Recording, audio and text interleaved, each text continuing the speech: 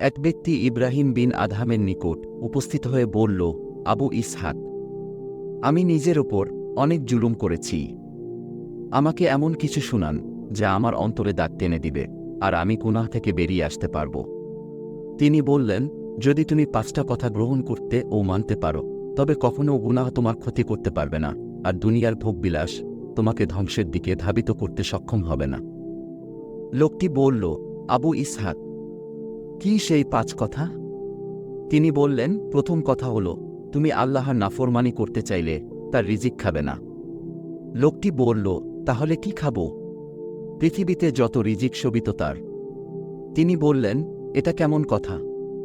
তুমি তার রিজিক খেয়ে তারই নাফরমানি করবে? এটা কি ভালো কথা? লোকটি বলল, না, এটা ভালো কথা না। তিনি বললেন, দ্বিতীয় কথা হল, তুমি তার নাফরমানি করতে চাইলে তার জমিন থেকে বেরিয়ে গিয়ে করো, তার জমিনে নয়। লোকটি বলল, এটা তো প্রথমটার চেয়েও কঠিন।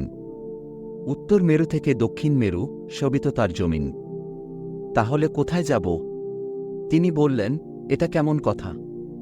তার রিজিক খেয়ে তার জমিনে থেকে তারই নাফরমানি করবে? এটা তো খুবই খারাপ কথা।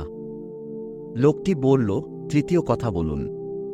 তিনি বললেন, তার রিজিক খেয়ে তার জমিনে থেকে তারই নাফরমানি করতে চাইলে এমন স্থানে করো যেখানে তিনি তোমাকে দেখতে পাবেন না। লোকটি বলল, ইব্রাহিম, এটা কিভাবে সম্ভব? তিনি তো সব কিছুই দেখেন। অনুপরিমাণ জিনিসও তার জ্ঞানের ও দর্শনের বাইরে নয়। তিনি বললেন, তার রিজিক খেয়ে তার জমিনে থেকে তাকে দেখিয়ে তারই নাফরমানি করবে? এটা তো ভালো কথা নয়। লোকটি বলল, এটা অবশ্যই ভালো কথা নয়। তিনি বললেন, এবার চতুর্থ কথা শুনো। আজরাইল তোমার জান কবজ করতে আসলে তাকে বলবে, আমাকে কিছুদিন সময় দেন যাতে তাওবা ও কিছু ভালো আমল করে নিতে পারি। এই সুযোগ আছে কি? লোকটি বলল, না, এই সুযোগ থাকতেই পারে না। তিনি বললেন, যখন তুমি জানো যে আজরাইলকে কিছুক্ষণ থামিয়ে তাওবাও করতে পারবে না, তাহলে নাজাত কিভাবে পাবে? লোকটি বলল, এবার পঞ্চম কথা বলুন।